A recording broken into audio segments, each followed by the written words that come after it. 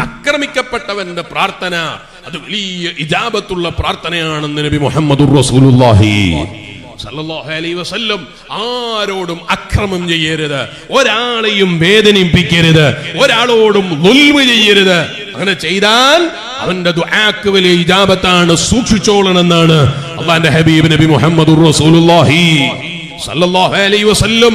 അയൽവാസി നമ്മുടെ വീട്ടിന്റെ മുന്നിലൂടെയാണ് യാത്ര ചെയ്യേണ്ടത്. അവൻ പോകുമ്പോൾ അവനോടുള്ള അല്ലെങ്കിൽ അവന്റെ വണ്ടിയുടെ വലുപ്പം കാണുമ്പോഴുള്ള മനസ്സിന്റെ പ്രയാസത്തിന്റെ പേരിൽ അവന്റെ വണ്ടി കൊണ്ടുപോകുമ്പോൾ ടയർ പഞ്ചറാകട്ടെ എന്ന് കരുതിയിട്ട് അവന്റെ വണ്ടി പോകുന്ന വഴിയിൽ കൊണ്ടുപോയി ആണി കൊണ്ടുപോയി ഇട്ട് കൊടുത്തോ മറ്റോ അക്രമം ചെയ്താൽ, അതുപോലെ അവൻ പോകുന്ന വഴിയിൽ എങ്ങനെയെങ്കിലും ഒരു തടസ്സം ചെയ്യണമെന്ന് ചിന്തിച്ചിട്ട് അവനോട് അക്രമം ചെയ്താൽ അല്ലാഹുവിന്റെ ഹബീബ് നബി സല്ലല്ലാഹു അലൈഹി വസല്ലം പറയുന്നു, ഇത്തഖി, സൂക്ഷിച്ചോളണം. മദ്ലൂമിന്റെ ദുആക്ക് വലിയ ഇജാബത്താണ്. ദുആ എന്ന് പറഞ്ഞാൽ അത് ചെറിയ സംഗതിയല്ല. അതുകൊണ്ടാണ് ഖുർആൻ അത്ര ഗൗരവത്തോടെ പറഞ്ഞത്, വലമ്മകുൻ ദുആഇ റബ്ബി ശഖിയ്യാ. ഈമാനുള്ള വിശ്വാസികളെ ദുആക്ക് വലിയ ഫലമാണ്. വലമ്മകുൻ ബിദുആഇക റബ്ബി ശഖിയ്യാ. പ്രാർത്ഥന നിർത്തിയിട്ട് പരാജയത്തിൽ പെട്ടുപോകുന്ന ഒരു സ്വഭാവം അങ്ങനെ ഉണ്ടാകൂല എന്നാണ്. അതുകൊണ്ട് തന്നെ ഞാൻ എന്റെ വിശ്വാസികളോട് പറയുന്നു, എന്റെ വേല കേൾക്കാൻ വന്ന ഉമ്മമാരോട് പറയുന്നു, മക്കൾക്ക് വേണ്ടി നല്ല പ്രാർത്ഥന നടത്തുക.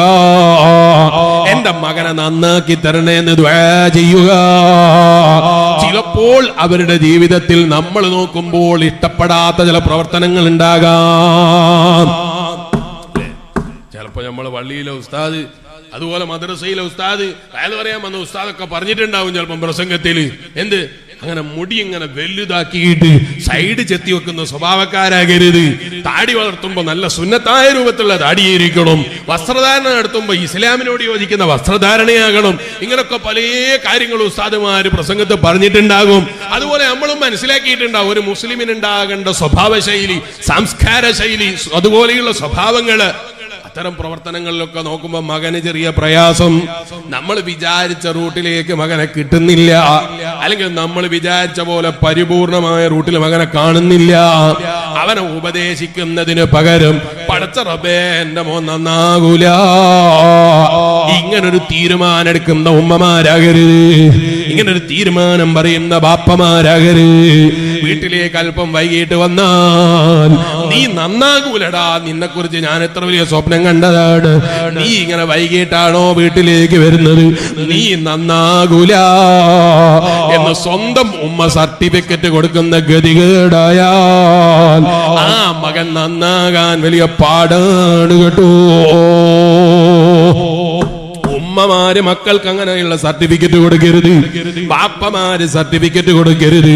ഞാനൊരു മുമ്പ് എവിടെയോ പ്രസംഗിക്കുമ്പോ പറഞ്ഞിട്ടുണ്ട്, ഞാൻ എന്റെ വാപ്പന്റെ കൂടെ ഒരാളെ കാണാൻ വേണ്ടി പോയതാണ്. കയറി ചെന്നപ്പോൾ ഇയാൾ ഉടനെ തന്നോട് ചോദിച്ചു, നിങ്ങളാണോ ഉസ്താദിന്റെ പ്രസംഗിക്കുന്ന മുഹമ്മദ് എന്ന് പറയുന്ന മകൻ? ഞാൻ പറഞ്ഞു, അതെ ഞാനാണ് മുഹമ്മദ് എന്ന് പറയുന്ന മകൻ. അപ്പൊ ഇയാളെ ഉടനെയുള്ള മറുപടിയാണ്, നിന്റെ കൂടെ പഠിച്ചൊരു സാധനം എന്റെ അടുത്തുണ്ട്. ഞാനിങ്ങനെ ചിന്തിച്ചു, പഠിച്ചോനെ ഇയാൾ എന്റെ കൂടെ പഠിച്ചിട്ടില്ലല്ലോ, ഇയാൾ എന്റെ കൂടെ പഠിച്ചിട്ടില്ല. എന്റെ അടുത്ത് പഠിക്കുമ്പോ ഉണ്ടായ ഒരു സാധനം ഇയാളെ കയ്യിലുണ്ടാണെങ്കിൽ ഇയാൾ എന്നോട് പഠിച്ചിട്ടില്ലല്ലോ പഠിച്ചോ, എനിക്ക് ഇയാളോട് പരിചയമില്ല. അപ്പൊ ഇയാള് പറയാണ്, നിന്റെ അടുത്ത് പഠിച്ച ഒരു സാധനം എന്റെ കയ്യിലുണ്ട്.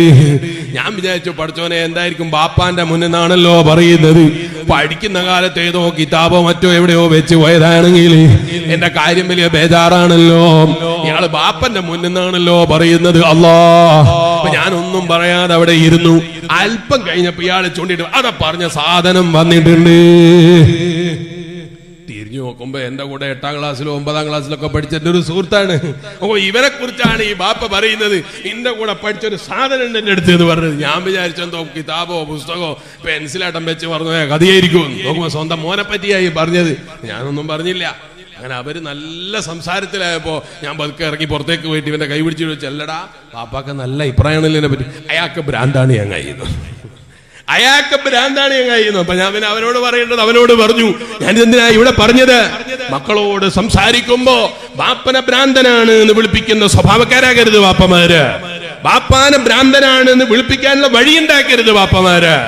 അവരോട് പ്രത്യേകിച്ച് ഇന്നത്തെ കാലഘട്ടം എന്ന് പറയുന്നത് പഴയ കാല പോലെയല്ല. കുറച്ചൊക്കെ അപ്ഡേറ്റ് ഉണ്ടാകണം. നമുക്ക് സമൂഹത്തെ കുറിച്ച് ബോധം വേണം. നമ്മുടെ മക്കൾ ഇപ്പൊ ഇടപഴകുന്ന ആളുകളെ കുറിച്ച് ബോധം വേണം. അവരാരോടൊക്കെയാണ് സംസാരിക്കുന്നത്, അവർ ജീവിക്കുന്ന ലോകം എവിടെയാണ് എന്നതിനെ കുറിച്ചൊക്കെ കുറച്ച് ബോധം നമുക്ക് ഉണ്ടാകണം. ആ ബാപ്പ എന്റെ കൂടെ പഠിച്ച മോനെ കൂടെ പഠിച്ചൊരു സാധനം ഉണ്ട് എന്ന് പറഞ്ഞപ്പോ അത് മനസ്സിലാക്കിയ കുട്ടി സ്വന്തം ബാപ്പനെ കുറിച്ച് പറയാണ്, അയാൾക്ക് ഭ്രാന്താണ് ചങ്ങാതി എന്ന് പറയുന്ന ഗതികേടിലേക്ക് എത്തിപ്പോയി. ഇത് ഉണ്ടായി പോകരുത് എന്നാ ഞാൻ പറഞ്ഞത്. അതിനെന്താ വേണ്ടത്? ബാപ്പമാര് മക്കളെ ഉൾക്കൊള്ളുന്ന സ്വഭാവ ശൈലിക്കാരാകണം. എടാ പോടാന്ന് പറയുന്ന ശൈലി, ആ പഴയകാല ശൈലി ചിലപ്പോ ഇന്നത്തെ കാലത്തുള്ള കുട്ടികൾക്ക് ചിലപ്പോ ഇഷ്ടപ്പെട്ടുകൊള്ളണം എന്നില്ല. മറിച്ച് അവരെയും കൂടി കൂട്ടിപ്പിടിക്കുന്ന ഒരു ചിന്താഗതിയും സ്വഭാവവും ശൈലിയും നമ്മൾ അടുക്കൽ ഉണ്ടാകണം എന്നാ ഞാൻ പറഞ്ഞത്. അതേ സ്ഥാനത്ത് നിന്റെ കൂടെ പഠിച്ചൊരു സാധനാണ് എന്ന് സ്വന്തം ബാപ്പന്റെ നാവെന്ന് പറഞ്ഞാൽ അവൻ ചിലപ്പോ നന്നാകാതെ ആയി പോകാൻ ഈ ബാപ്പന്റെ നാവിലെ ഈ പ്രയോഗം മതിയാകും എന്നാ ഞാൻ പറഞ്ഞത്. ഈ ശൈലി മതിയാകും. അതുകൊണ്ടാണ് മഹാനായ ഇമാം നവവി റളിയല്ലാഹു അൻഹു പറഞ്ഞു. എന്താ പറഞ്ഞത് അറിയോ? ഒരു കിതാബിന്റെ തുടക്കത്തിൽ പറഞ്ഞത് കാണാം, ചില സമയത്ത് ചിലര് പറയുന്ന വാക്കുകൾക്ക് വലിയ ഉത്തരമാണ്, വലിയ ഇജാബത്താണ്. പറഞ്ഞ മനസ്സിലായോ? ചില സമയത്ത് പറയുന്ന ചില വാക്കുകൾക്ക് ഭയങ്കര ഉത്തരാണ്. നിങ്ങളൊക്കെയല്ലേ ചില ആളുകൾ പറയുന്ന മരിച്ചു പോയാൽ അയാൾ പറയുന്നത് ഞാൻ കേട്ടിട്ടുണ്ട്, എനിക്ക് അവിടെ വെച്ച് മരിക്കണം എന്നായിരുന്നു എന്ന്, അയാൾ അങ്ങനെ തന്നെ അങ്ങ് മരിച്ചു പോയില്ലേ എന്ന് പറയുന്ന കേൾക്കില്ലേ? ചില ആൾ മരിച്ചു പോയപ്പോ ഇപ്പൊ 2 ആഴ്ച മുമ്പ് എന്റെ ഉമ്മ പറയുന്നത് കേട്ടിട്ടുണ്ട് ഞാന്. ഒരാൾ മരിച്ചു പോയപ്പോ അയാൾ മരിച്ച സ്ഥലത്തെ കുറിച്ച് ഉമ്മാനോട് ആരോ പറഞ്ഞപ്പോ ഉമ്മ പറഞ്ഞു അയാൾ അങ്ങനെ പറയുന്നതായി ആരോ കേട്ടിട്ടുണ്ട് എന്നുള്ള വിവരം ഉമ്മാനോട് ആരോ പറഞ്ഞിട്ടുണ്ട് എന്ന് ഞാൻ കേട്ടു. അതായത് പറയാനുള്ള കാരണം ചിലപ്പോ ചില സമയത്ത് എനിക്ക് അങ്ങനെ മരിക്കണമായിരുന്നു എന്ന് പറയും. ചിലപ്പോ തമാശക്ക് പറയുന്നതായിരിക്കും. മരിക്കുകയാണെങ്കിൽ ഫ്ലൈറ്റിൽ നിന്ന് മരിക്കണമായിരുന്നു എന്നൊക്കെ പറയും. ചിലപ്പോ ചില ആളുകള് ഫ്ലൈറ്റിൽ വെച്ച് മരിച്ചു പോകാൻ ചിലപ്പോ അത് കാരണമാകുമെന്നാണ് ഞാൻ പറഞ്ഞത്. ശ്വാസം കിട്ടാനോ സഹായിക്കാനോ ഗുളിക തരാനോ സഹായിക്കാനോ ആളില്ലാത്ത വാനലോകത്ത് വെച്ച് മരിക്കാൻ ചിലപ്പോൾ കാരണമാകുന്ന ഞാൻ പറഞ്ഞത്. ഒരു ഉദാഹരണം പറഞ്ഞതാണ് ഫ്ലൈറ്റ് എന്ന് പറയുന്നത്. ഇതുപോലെ മരിക്കുകയാണെങ്കിൽ അങ്ങനെ അഭിമാനത്തോടെ ജനങ്ങളുടെ ഇടയിൽ വെച്ച് മരിക്കണം എന്ന് ചിലപ്പോ പറഞ്ഞാൽ ചിലപ്പോ സ്റ്റേജിൽ വന്ന് പ്രസംഗിച്ചുകൊണ്ടിരിക്കുമ്പോ മരിച്ചു പോകും. അങ്ങനെ നമ്മൾ പറയുന്ന വാക്കുകൾ ചിലപ്പോൾ ശ്രദ്ധിക്കാതെ ആയി പോയാൽ ചില സമയത്തുള്ള വാക്കുകൾക്ക് വലിയ ഇജാബത്താണ്. ഇമാമുൻ നവവി റഹിമഹുല്ലാഹ് ചില ഉമ്മമാരുണ്ട്, അവരൊരിക്കലും വെറുത്തിട്ട് പറയുന്നതല്ല, താൽക്കാലികമായ ഒരു ആശ്വാസത്തിന് പറയാണ്, എന്റെ മകൻ ഇതുപോലെ കുരുത്തം കെട്ടൊരു മകനെ ഞാൻ കണ്ടിട്ടില്ല. നിങ്ങളുടെ നാട്ടിൽ അങ്ങനെ പറയുമോന്ന് എനിക്കറിയില്ല. ഇവിടെ എന്താ പറയാ? ഞങ്ങളുടെ നാട്ടിലെ കുരുത്തം കെട്ടെന്നൊക്കെയാ പറയാ. ഇവിടെ എന്താ പറയാന്ന് എനിക്കറിയില്ല. ഇവിടെ ചിലപ്പോ അതിന്റെ ചില വേർഷൻ ഉണ്ടാവും അല്ലെ. എന്തോ ആകട്ടെ, അത്തരം ചില ലഫ്ളുകള് ചില പ്രയോഗങ്ങൾ ചില ഉമ്മമാരെ നടത്തിക്കളയും. ഉമ്മമാരെ അങ്ങനെ പറഞ്ഞാൽ ചിലപ്പോൾ നിന്റെ മകൻ കുരുത്തങ്ങട്ട മകനാകാൻ, വികൃതി പിടിച്ച മകനാകാൻ ആ ഒരു വാക്ക് തന്നെ മതിയായി പോയി. ചിലപ്പോൾ നമ്മളെ നോട്ടത്തിൽ ഇഷ്ടപ്പെടാത്ത ചില പ്രവർത്തനങ്ങൾ അവനിൽ കാണുന്നുണ്ടാകാം. നമ്മൾ നോക്കുമ്പോൾ പരിപൂർണമായൊരു അതേ പണ്ട് കാലത്തൊക്കെ നമ്മളെ ഉമ്മമാരും നമ്മളെ വാപ്പമാരും ജീവിച്ചു വന്ന വഴിയോട് യോജിക്കാൻ പറ്റാത്ത ചില സ്വഭാവ ശൈലികൾ അവരിൽ കാണുന്നുണ്ടാകാം. അവിടെയൊക്കെ ഏറ്റവും നല്ല പരിഹാരമാണ് ഞാൻ പറഞ്ഞത്. അല്ലാഹുവിനോട് ദുആ ചെയ്തു. സുബഹിന്റെ മുമ്പ് എഴുന്നേറ്റ് കൈയുയർത്തിയിട്ട് റബ്ബിനോട് ദുആ ചെയ്തു, എന്റെ മകനെ നീ നന്നാക്കി തരണേ അല്ലാഹ്. ഈ ഒരു ദുആ കൊണ്ട് നേടിയെടുക്കാൻ കഴിയുന്നത് നിങ്ങളെ ശാപം കൊണ്ട് നേടിയെടുക്കാൻ കഴിയൂല. ഉമ്മമാര് ബാപ്പമാർക്ക്, അതേ ഉമ്മമാര് ബാപ്പമാര് മക്കൾക്ക് വേണ്ടി നടത്തുന്ന ദുആ അത് വലിയ ദുആക്ക് ഇജാബത്ത് തന്നെ. അത് പിന്നെ സുബഹിന്റെ മുമ്പ് കൂടിയുള്ള ദുആയാണെങ്കിൽ, നിസ്കാരത്തിന്റെ ശേഷം നടത്തുന്ന ദുആയാണെങ്കിൽ അതിന്റെ ഗുണം പിന്നെ പറയേണ്ടതില്ലല്ലോ. ചില ആളുകൾ നിങ്ങളുടെ നാട്ടിൽ അങ്ങനെയുള്ള ആളുകൾ ഉണ്ടാവൂല. ചിലപ്പോ കല്യാണം കഴിഞ്ഞ ഒരു കൊല്ലായിട്ടുണ്ടാവും. അപ്പോഴേക്ക് ചില ബാപ്പാര് പറയും, നീ ഇങ്ങനെ തിരിഞ്ഞു കളിക്കാനേ എനിക്ക് ഭാഗ്യം ഉണ്ടാവൂ, നീ ഇങ്ങനെ തിരിഞ്ഞു കളിക്കുന്നത് കാണാനേ എനിക്ക് ഭാഗ്യം ഉണ്ടാവുള്ളൂ, നീ ഒരു വീടൊക്കെ ഉണ്ടാക്കിയിട്ട് ഒന്ന് അധ്വാനിച്ച് സമ്പാദിച്ചിട്ട് നീ ഒരു ജീവിതമൊക്കെ ഉണ്ടാകുന്നത് കാണാൻ എനിക്ക് ഭാഗ്യം ഉണ്ടാവുമെന്ന് എനിക്ക് തോന്നുന്നില്ല. നിങ്ങളുടെ നാട്ടിലെ ഉപ്പാരൊന്നും അങ്ങനെ പറയൂല കേട്ടോ. അങ്ങനെ പറയും ചില ആളുകള്. അങ്ങനെ പറയരുത് എന്നാ ഞാൻ പറഞ്ഞത്. നീ ഒരു പുരോഗമിച്ച് കാണാനൊന്നും എനിക്ക് ഭാഗ്യം ഉണ്ടാകൂല എന്നൊരു ബാപ്പ പറഞ്ഞാൽ അതിലും വലിയ പൊരുത്തം പിന്നെ മോനിക്ക് എന്ത് കൊടുക്കാനാ? അല്ലെ? അതിലും വലിയ പൊരുത്തം നീ എന്താ മോനിക്ക് വേണ്ട? വാപ്പ കൊടുക്കുന്ന പൊരുത്തം എന്താണ്? നീ എന്തായാലും പുരോഗമിച്ചൊന്നും കാണാൻ എനിക്ക് ഭാഗ്യം ഉണ്ടാകൂല. മരിക്കുന്നവരെ നിന്റെ മകന് പുരോഗമിക്കാൻ ചിലപ്പോ കഴിയൂല. കാരണം ബാപ്പയായ നിന്റെ നാവ് കൊണ്ട് പറഞ്ഞ ചില വാക്കുകളാണ്, ഉമ്മയായ നിങ്ങളെ നാവ് കൊണ്ട് പറയുന്ന ചില വാക്കുകളാണ്. ശ്രദ്ധിച്ചോളണേ. ചില വാപ്പാരുണ്ട്, ചിലപ്പോ കുട്ടികൾ നന്നാകണമെന്ന് തീരുമാനിക്കും.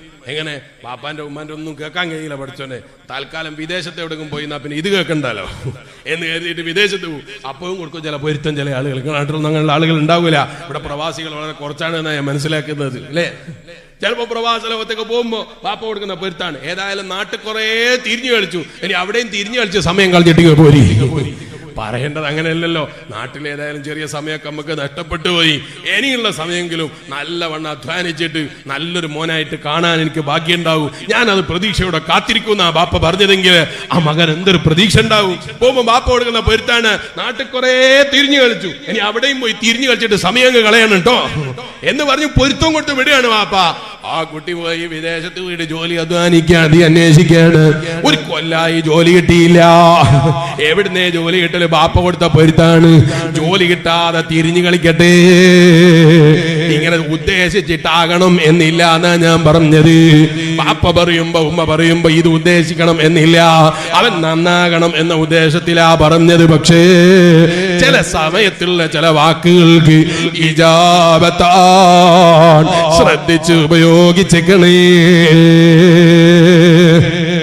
വളരെ ശ്രദ്ധയോടെ കൈകാര്യം ചെയ്യണം. മക്കളോട് പറയുന്ന വാക്കുകൾ ശ്രദ്ധിച്ചോളണം. ഉസ്താദുമാര് ശിഷ്യന്മാരോട് പറയുമ്പോ ശ്രദ്ധിച്ചോളണം. ഒരിക്കലും അതേ ശിഷ്യന്മാര് പുരോഗമിക്കാത്ത രൂപത്തിലുള്ള വാക്കുകൾ പറയരുത്. പഠിക്കാതെ വന്നാ നീ ഒരു കാലത്തും പഠിക്കൂലടാന്ന് പറയരുത്. അങ്ങനെ അവർക്ക് പൊരുത്തം കൊടുത്തേക്കരുത്. അങ്ങനെ ആയാൽ ആ മക്കളെ പുരോഗതി കാണാൻ നമ്മളെ ജീവിതത്തിൽ നമുക്ക് സാധിക്കാതിരിക്കാൻ ചില സമയത്തുള്ള ചില വാക്കുകൾ കാരണമാണ് കേട്ടോ.